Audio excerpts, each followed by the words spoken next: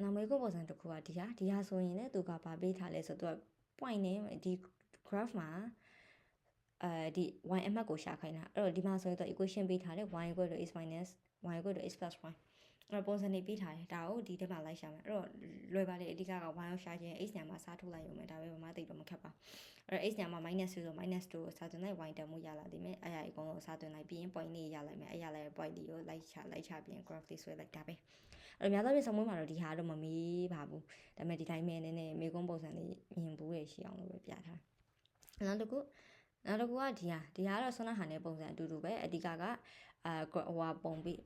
table ပေးထားတယ် graph ပေးထားတယ်အဲ့တော့ table ပေးထားရင် y - y နဲ့ရှာ graph ပေးထားရင်အဲ့နှစ်ခုကိုရှာပြီးရင်တွက်လာရပြီအဲ့တော့ slope ကိုတွက်လိုက် slope ကိုတွက်လာရပြီအဲ့တော့ slope ကိုတွက်တဲ့အခါမှာအရေးကြီးတာကဘာလဲဆိုတော့သူက average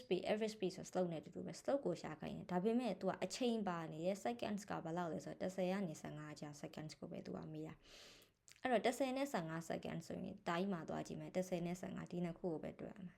အပေါ်နှစ်ခုကိုသွားတွက်လို့မရဘာလဲဆိုတော့ तू မေးတာ10နဲ့15မေးရမလို့အဲ့တော့ဒီ graph မှာဆိုလေ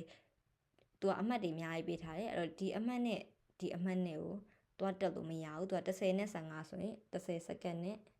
15 secondဒီနှစ်ခုဟာကိုပဲကိုကမဖြစ်မနေတွက်ပြရမယ်အဲ့တော့ဒီမှာဆိုရင်အမှတ်နံပါတ်ရှာမယ်အမှတ်နံပါတ်ရှာပြီး y - y - x - 6နဲ့တွက်မယ်ဒီမှာအမှတ်နံပါတ်ရှာမယ် y - y - x - 6နဲ့ရှာတွက်မယ်ပြီးရင်နှစ်ခုကိုဘယ်သူက greater ဖြစ်လဲဆိုတာကိုရွေးပြလိုက်ရုံပဲဒါပဲအဲ့တော့ဒီလိုမျိုးပုံနေလာတဲ့အခါမျိုးမှာဆိုရင်လည်းအဓိကကတော့ slope ကိုရှာတန်ရပြီးအဓိကအချိန်ကိုသိချကြည့်ရမယ်မေးခွန်းသိချဖတ်မှာပေါ့မေးခွန်းမှာ second နေပါလားပြီးတော့ဘာကိုမေးတာလဲဒါသိထားရပြီ